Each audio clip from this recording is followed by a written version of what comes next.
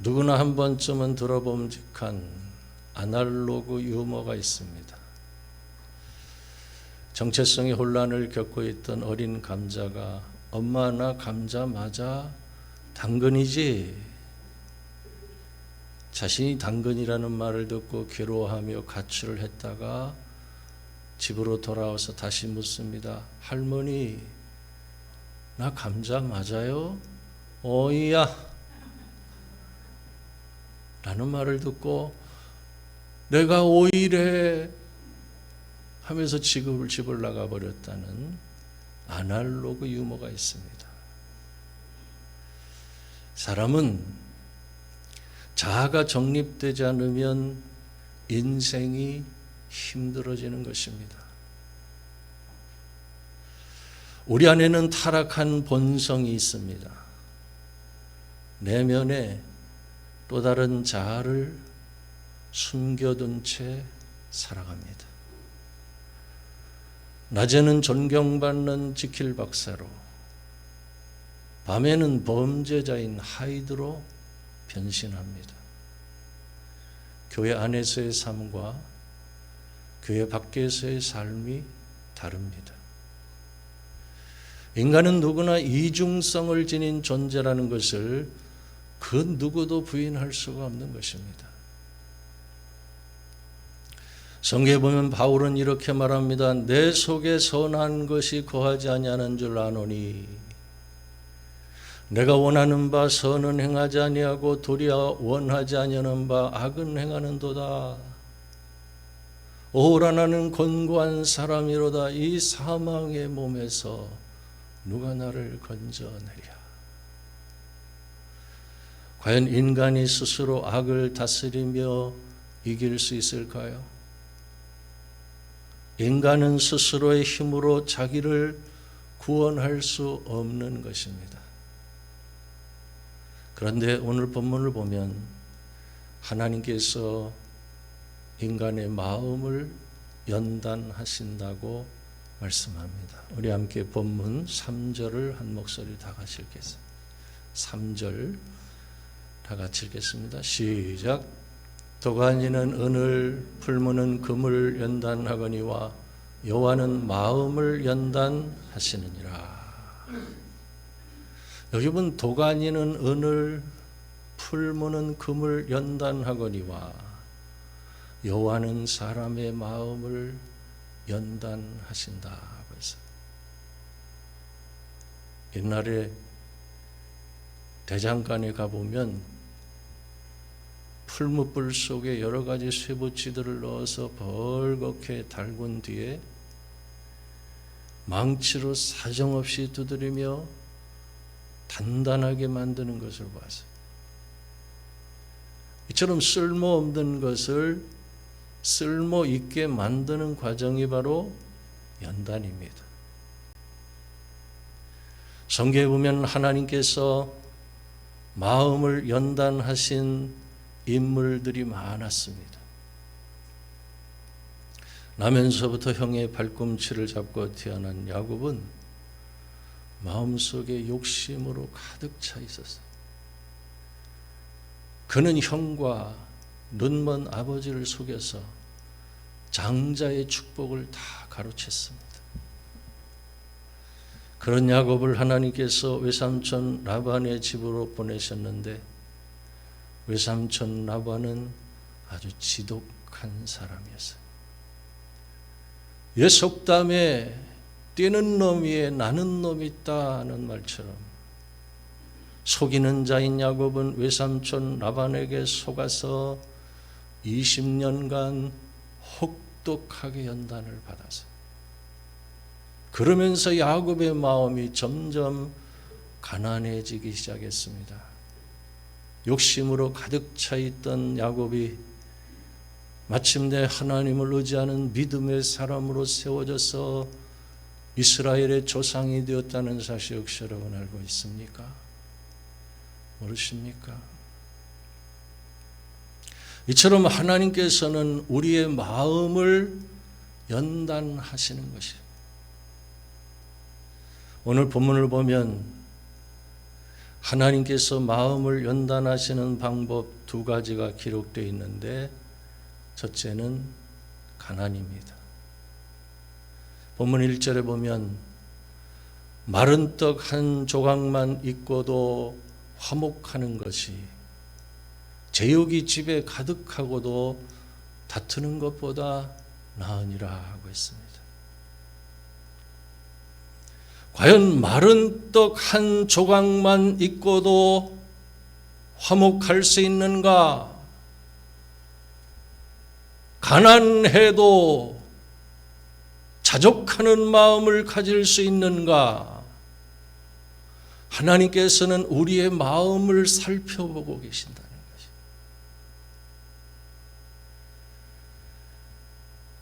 흔히 가난하면 겪게 되는 비참한 순간 네 가지가 있다고 합니다. 첫째, 아픈데 병원에 가는 것이 망설여진다.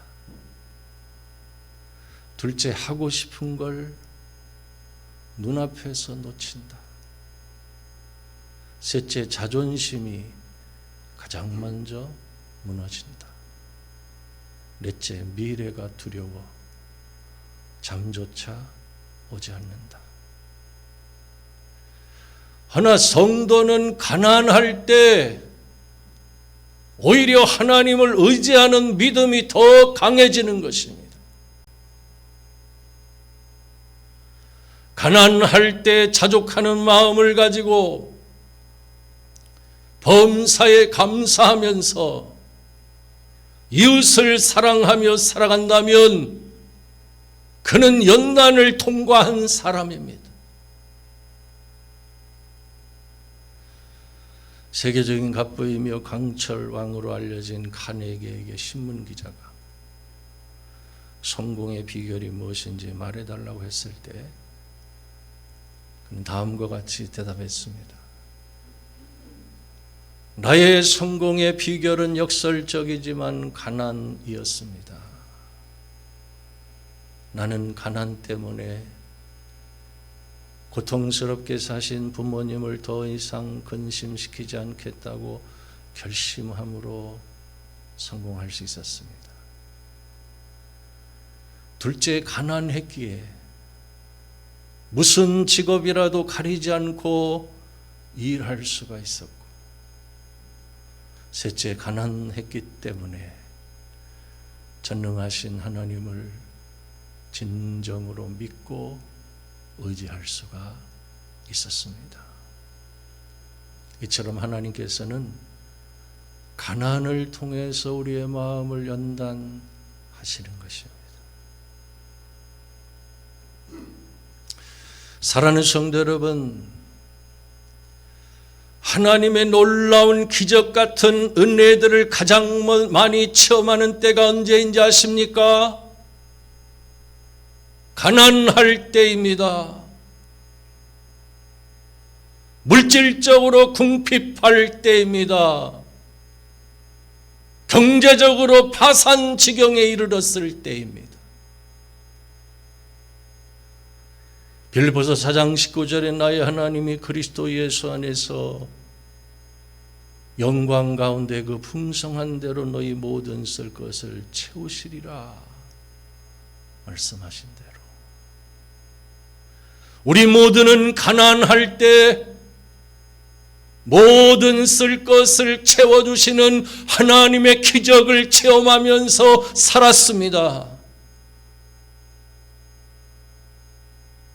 아멘 할 때까지 하나님은 가난을 통해서 우리 마음을 연단하셨습니다.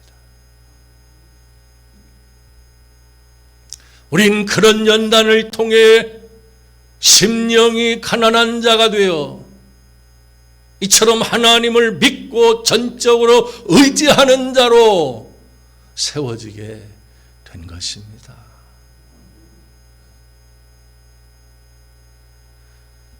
두 번째, 마음을 연단하시는 방법은 겸손입니다. 우리 함께 본문 2절을 또 한 목소리 다 같이 한번 읽겠습니다. 시작. 슬기로운 종은 부끄러운 짓을 하는 주인의 아들을 다스리겠고 또 형제들 중에서 유업을 나누어 얻으리라. 여러분, 종이 되어 주인을 섬기는 것은 비참한 일입니다. 누가 주인을 섬기는 종이 되어서 살고 싶겠습니까? 더구나 부끄러운 짓을 하는 주인의 아들로부터 끊임없이 수치를 당하고 업신여김을 받는다면 견디기 힘겨울 것입니다. 이처럼 불편한 인간 관계를 통해서 하나님은 우리 마음을 연단하신다는 것입니다. 과연 오늘 여러분은 누구 때문에 마음이 불편하십니까? 가정에서, 직장에서, 교회에서 나를 가장 힘들게 하는 사람이 있다면 그가 누구입니까? 나를 불편하게 하고 내 신앙에 걸림돌이 되는 사람이 있다면 가장 먼저 그 사람의 이름을 부르면서 축복하시기를 바랍니다. 진심으로 축복하고 또 축복하며 그 사람을 위해서 기도하면 잃어버린 기쁨을 다시 회복할 수 있습니다. 하나님께서는 지금도 불편한 인간 관계를 통해서 끊임없이 우리를 연단하시며 하나님의 명령과 규례를 따르는 겸손한 자로 세워 가시는 것입니다. 당시의 고대 근동 지방에서는 슬기로운 종이 주인으로부터 인정을 받으면 주인이 아들의 후견인으로 삼았습니다. 주인은 그 종의 권위를 높여주고 유업을 나누어 받게 했습니다. 자녀들이 받는 기업을 종에게 분배해 주었습니다. 중요한 것은 슬기로운 종으로 인정을 받은 자에게 주인이 이런 은혜를 베풀었다는 것입니다. 과연 오늘 여러분이 생각하고 있는 겸손이 어떤 것입니까? 겸손은 인간의 꾸며진 성품이 아닙니다. 일부러 겸손하게 말하고 자기를 낮추어서 행동하고 그것이 성경에서 말하는 겸손은 아닙니다. 겸손은 하나님의 명령과 규례를 따르는 신앙인의 태도를 의미합니다. 언제든지 하나님의 음성을 들을 준비가 되어 있고 누군가의 조언을 들을 준비가 되어 있는 것을 말합니다.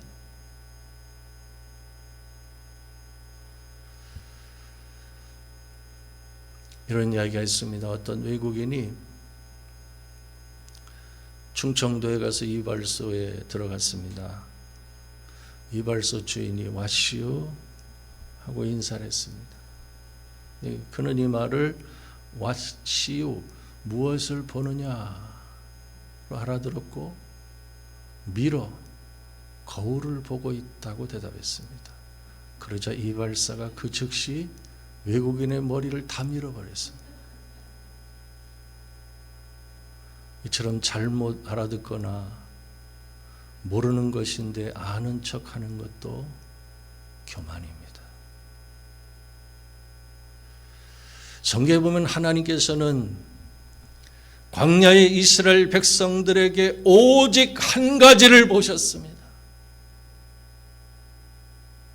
신명기 8장 2절에 보면 내 하나님 여호와께서 이 40년 동안에 내게 광야의 길을 걷게 하신 것을 기억하라. 이는 너를 낮추시며 너를 시험하사 내 마음이 어떠한지 그 명령을 지키는지 지키지 않는지 알려 하심이라 하고 했습니다. 하나님께서는 광야의 이스라엘 백성들에게 오직 겸손 하나를 보셨습니다. 이처럼 하나님의 백성으로 세워가는 데 있어서 가장 중요한 요소가 바로 겸손입니다. 하나님은 광야에서 40년간 철저하게 이스라엘 백성들을 낮추시는 작업을 하셨던 것입니다. 사랑하는 성도 여러분, 오늘 여러분은 얼마나 하나님의 은혜를 체험하며 살고 있습니까? 참으로 신기한 것은 우리가 낮아지면 낮아질수록 더 큰 하나님의 은혜를 체험하게 된다는 것입니다. 낮아짐이 깊어질수록 더 깊은 은혜를 깨닫게 된다는 것입니다. 일찍이 이런 은혜를 체험했던 어거스틴은 이런 말을 했습니다. 성도는 첫째도 겸손, 둘째도 겸손, 셋째도 겸손하기를 힘써야 한다. 만일 오늘 여러분이 광야의 길을 걷고 있다면, 불편한 인간 관계에 부딪히고 있다면 무엇보다 먼저 겸손히 마음을 낮춰야 합니다. 부끄러운 짓을 하는 주인의 아들 같은 사람을 만났을지라도 슬기로운 종처럼 사랑으로 섬길 수 있어야 합니다. 그런 겸손한 자세를 가진 성도들에게 하나님께서는 다스리는 권세를 주실 뿐만 아니라 값없이 유업을 나누어 얻게 하신다고 말씀하고 있는 것입니다. 끝으로 하나님께 복을 받지 못하는 자들이 있다고 말씀합니다. 우리 함께 또 본문 20절을 다 같이 한번 읽겠습니다. 20절 말씀 다 같이 함께 읽겠습니다. 시작. 마음이 굽은 자는 복을 얻지 못하고 혀가 패역한 자는 재앙에 빠지느니라. 여러분, 마음이 굽은 자는 복을 얻지 못하고 혀가 패역한 자는 재앙에 빠진다. 과연 마음이 굽은 자는 어떤 사람을 말할까요? 그는 하나님을 떠나 하나님의 의도를 벗어나는 행동을 자랑스럽게 생각하는 자를 말합니다.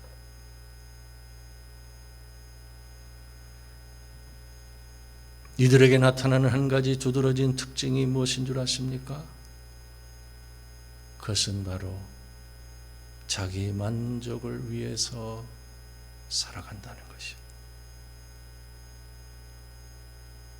결국 이런 자들은 복을 얻지 못한다고 말씀하고 있는 것이요. 특별히 여기서 복은 히브리어로 토브인데 물질에 있어서의 풍요와 삶에 있어서 순탄함과 즐거움, 인간성에 있어서 탁월함 등 모든 분야에 있어서 복이 넘치는 상태를 의미합니다. 나는 우리 산돌교회 모든 성도들이 굽은 마음을 곧게 함으로 하나님께 이 토부의 복을 받게 되기를 바랍니다. 그런 의미에서 이 시간에 설교자가 토부의 뜻을 선포할 때 여러분이 함께 아멘으로 화답하는 시간을 갖도록 하겠습니다. 오늘 설교를 듣는 여러분 모두가 마음을 곧게 함으로 토부의 복을 받게 되기를 바랍니다. 아멘. 물질에 있어서 풍요의 복을 받게 되기를 바랍니다. 아멘. 삶에 있어서 순탄함과 즐거움의 복을 받게 되기를 바랍니다. 아멘. 인간성에 있어서 탁월함의 복을 받게 되실 수 있기를 주님의 이름으로 축원합니다. 그렇습니다. 성도는 하나님께 연단을 받을 때 굽은 마음을 곧게 펴서 자신을 변화시켜야 합니다. 나의 굽어진 마음을 곧게 해야 합니다. 끝으로 혀의 패역함을 버려야 합니다. 여기서 패역한 자는 히브리어로 하파크인데 어떤 것을 뒤집어 엎다, 전복시키다 라는 뜻이 있습니다. 다시 말해 혀가 패역한 자는 말로써 어떤 일의 진상을 거꾸로 뒤집어 엎는 자를 말합니다. 앞에서 언급한 마음이 굽은 자의 혀가 바로 패역한 것입니다. 간혹 보면 진리의 말씀을 함부로 왜곡시키는 말을 조금 더 서슴지 않고 하는 자들이 있는데 그것은 가장 무서운 죄악인 것입니다. 그러면 오늘 본문의 혀가 패역한 자는 무엇에 빠진다고 했습니까? 혀가 패역한 자는 재앙에 빠지느니라 했어요. 특별히 여기서 재앙은 미완료형으로 계속해서 떨어지고 계속해서 내던져지고 계속해서 넘어뜨려지고 계속해서 내 동댕이 쳐지고 계속해서 실패하게 된다는 뜻이 있습니다. 그만큼 패역한 혀로 범하는 죄악을 하나님께서는 무섭게 심판하시는 것입니다. 그렇다면 패역한 혀를 어떻게 하면 고칠 수가 있을까요? 본래 패역한 혀는 굽은 마음에서 나오는 것이기 때문에 단순히 말을 절제하는 것보다는 먼저 마음의 상태를 점검해 봐야 합니다. 과연 내가 왜 이 말을 하려고 하는가? 나는 왜 진리를 왜곡하려고 하는가? 하나님 앞에서 정직하게 자신의 마음과 입술의 말을 돌아보고 굽은 마음과 패역한 혀를 돌이키는 그런 자세를 가져야 하는 것입니다. 사실 사람은 말의 실수가 가장 많은 법입니다. 그러므로 우린 다윗처럼 여호와여 내 입에 파수꾼을 세우시고 내 입술의 문을 지키소서 라는 기도를 자주 해야 합니다. 성도라면 누구도 예외가 없이 이 기도를 드려야 합니다. 또한 말하기 전에 잠시 멈춰서 과연 이 말이 유익한가? 깊이 생각하는 신앙 훈련이 필요한 것이에요. 특별히 다음 주일이 추수감사절인 동시에 양손전도 점프주일인데 범사에 감사하며 늘 찬양하고 쉬지 않고 기도하는 삶을 우린 살아가야 합니다. 그렇게 살아갈 때 패역한 혀를 고칠 수 있습니다. 할렐루야. 우리 속담에 낱말은 새가 듣고 반말은 쥐가 듣는다는 말이 있는데 그저 그것은 속담일 뿐이고 성경은 하나님께서 우리가 하는 말을 낱낱이 다 듣고 계신다고 말씀하고 있어요. 그 중에 원망과 불평은 가장 치명적입니다. 하나님은 너희 말이 내 귀에 들린 대로 내가 너희에게 행하리라 라고 말씀하셨어요. 이런 잠언 13장 2절에 사람은 입의 열매로 인하여 복록을 누린다고 말씀하고 있으니 여러분 모두 입의 아름다운 열매로, 내 말의 아름다운 열매로 복록을 누리는 성도들이 되실 수 있기를 주님의 이름으로 축원합니다. 기도하겠습니다.